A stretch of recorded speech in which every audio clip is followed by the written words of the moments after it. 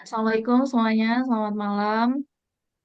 Terima kasih atas kesempatan yang rekan-rekan dan Ibu dosen berikan kepada kami untuk mempresentasikan penelitian kami mengenai artikel yang berjudul Implementasi Metode 5S dalam meningkatkan efisiensi operasional di pabrik manufaktur, studi kasus kualitatif. Perkenalkan, nama saya Fatima Zahrani dengan NIM 27023500586.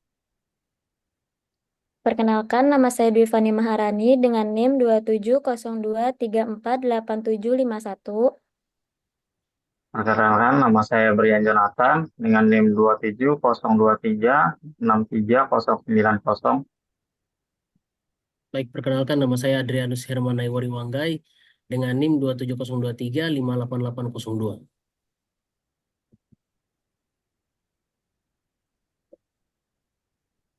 Untuk bagian pendahuluan, saya akan menjelaskan sedikit tentang metode 5S. Metode 5S adalah sistem yang digunakan di industri untuk meningkatkan efisiensi dan produktivitas melalui pengaturan tempat kerja. Metode ini terdiri dari 5 tahap. Seri yang memisahkan barang yang diperlukan dan tidak diperlukan, Tekton yang mengatur barang agar mudah ditemukan dan digunakan, Teiso yang membersihkan tempat kerja secara rutin, Teiketsu yang menetapkan standar operasional untuk mempertahankan kondisi yang teratur, dan Shitsuke yang memastikan kepatuhan kelanjutan terhadap aturan 5S melalui pelatihan dan pengawasan.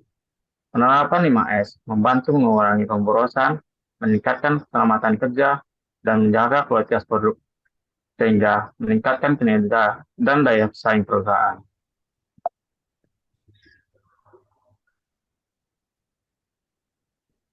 Penelitian ini menggunakan metode kualitatif yang melalui kuesioner yang disebarkan kepada manajer dan staf operasional di perusahaan manufaktur yang telah atau sedang menerapkan metode 5S. Penelitian ini menyoroti pengalaman praktis dari berbagai level karyawan dalam perusahaan manufaktur yang telah atau sedang menerapkan metode 5S. Metode penelitian ini terdapat rumusan masalah dan tujuan. Rumusan masalahnya yaitu mengidentifikasi tantangan utama, evaluasi persepsi karyawan, faktor-faktor yang mempengaruhi keberhasilan implementasi, dan strategi untuk mengatasi tantangan tersebut. Dan tujuannya yaitu untuk meningkatkan efektivitas implementasi metode 5S. Dengan menggunakan pendekatan kualitatif, artikel ini berusaha memberikan wawasan mendalam mengenai tantangan yang dihadapi.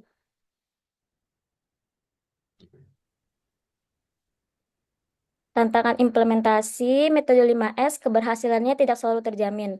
Beberapa tantangan yang dapat menghambat implementasi metode 5S yaitu ada kurangnya pelatihan, yang kedua ada keterbatasan SDM, yang ketiga kebiasaan kerja, dan yang keempat yaitu manajemen puncak.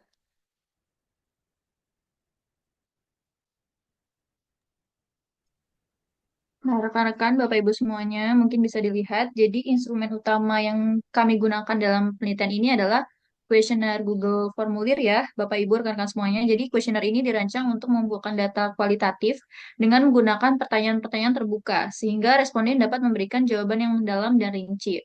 Nah, kurang lebih kuesioner ini itu terdiri dari beberapa bagian. Itu yang pertama ada identitas responden. Bagian ini mencakup beberapa informasi dasar seperti posisi jabatan, lama bekerja, serta departemen tempat bekerja. Kemudian ada pengalaman serta persepsi. Nah, bagian ini tuh berisi pertanyaan mengenai pengalaman responden dalam penerapan metode 5S, kemudian hambatan yang dihadapi dan strategi untuk mengatasi hambatan tersebut. Kita juga menanyakan kepada responden mengenai manfaat serta dampak. Nah, bagian ini berisi pertanyaan tentang manfaat yang dirasakan dari penerapan metode 5S, seperti peningkatan efisiensi, keselamatan kerja, serta moral karyawan. Lalu kita juga meminta kepada responden mengenai saran serta rekomendasi. Jadi responden diminta untuk meningkatkan efektivitas implementasi metode 5S di perusahaan mereka.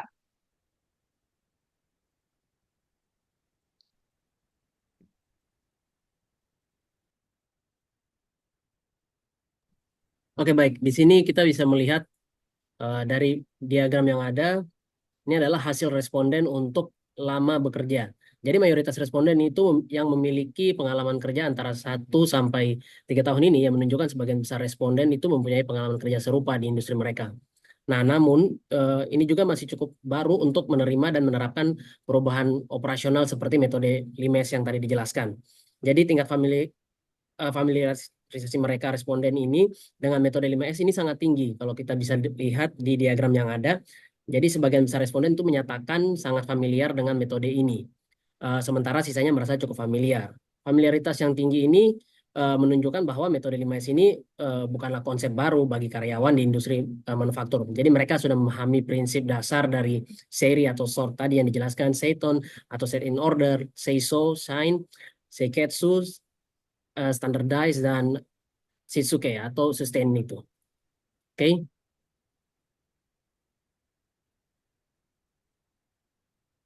Nah, dan juga konsep dan tujuan dari 5S ini itu adalah dasar bagi keberhasilan implementasinya. Kita bisa lihat hasil responden penerapan 5S ini. Jadi pelatihan formal itu juga membantu eh, memastikan bahwa karyawan tidak hanya memahami teori dan penerapan metode 5S ini. Jadi ini mungkin terkait dengan resistensi yang terhadap perubahan atau kurangnya pemahaman tentang manfaat jangka panjang dari 5S tersebut.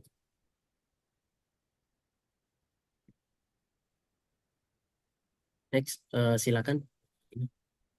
Ya, betul sekali ya, Pak Adrianus. Nah, ini kemudian kita tampilkan juga hasil responden dari pelatihan metode 5S. Nah, kami ini jadi terdapat 57 responden dalam waktu 1 minggu ya, rekan-rekan Bapak Ibu semuanya. Terus juga hasil responden ini tuh diisi oleh berbagai posisi di industri manufaktur. Jabatan responden juga beraneka ragam ya Bapak Ibu, mulai dari troubleshooter, ada HOD produksi, HRD, admin, dan berbagai posisi lainnya. Seperti itu. Nah, kalau misalnya kita lihat dari tampilan PPT-nya, ini menunjukkan bahwa pelatihan rata-rata responden yang mengisi pelatihannya itu sudah banyak ya. Maksudnya Bapak Ibu yang sudah menerima pelatihannya. Jadi rata-rata responden itu hampir semuanya telah menerima pelatihan formal tentang metode 5S. Ini menunjukkan bahwa perusahaan telah berusaha untuk memastikan bahwa karyawan mereka memiliki pemahaman yang memadai tentang metode ini. Pelatihan formal ini memang sangat penting untuk memberikan pemahaman yang jelas dan mendalam tentang standar 5S, prinsip-prinsip 5S, dan bagaimana cara menerapkannya dengan benar di lingkungan kerja.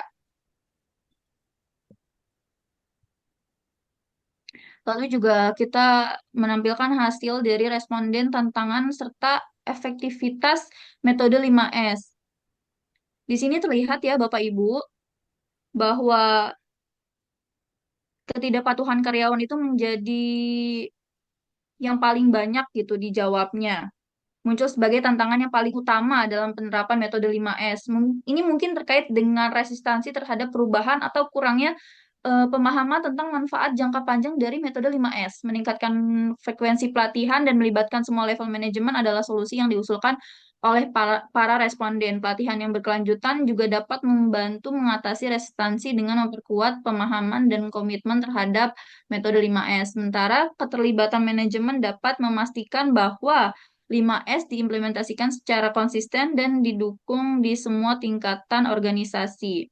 Jadi, penelitian ini kurang lebih menunjukkan bahwa meskipun ada tantangan dari penerapan metode 5S, sebagian besar karyawan di industri manufaktur itu memiliki pengetahuan yang baik dan menerima pelatihan yang memadai mengenai metode ini. Efektivitas 5S dalam meningkatkan efisiensi operasional diakui oleh banyak responden. Namun, tantangan seperti ketidakpatuhan karyawan perlu diatasi melalui pelatihan berkelanjutan dan keterlibatan aktif dari manajemen. Saran yang diberikan oleh responden dapat menjadi panduan bagi perusahaan dalam memperbaiki dan memperkuat implementasi metode 5S di tempat kerja mereka. Dengan komitmen dan dukungan yang tepat, metode 5S dapat menjadi alat yang sangat efektif untuk meningkatkan produktivitas, keselamatan kerja, maupun kualitas di industri manufaktur.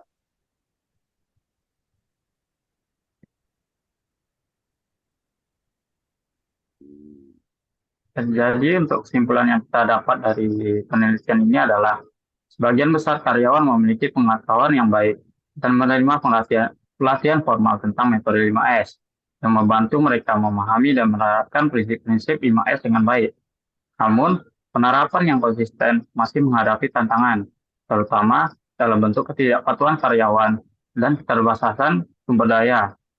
Untuk mengatasi tantangan yang dihadapi, pelatihan berkelanjutan sangat diperlukan untuk memperkuat pemahaman dan komitmen terhadap 5S.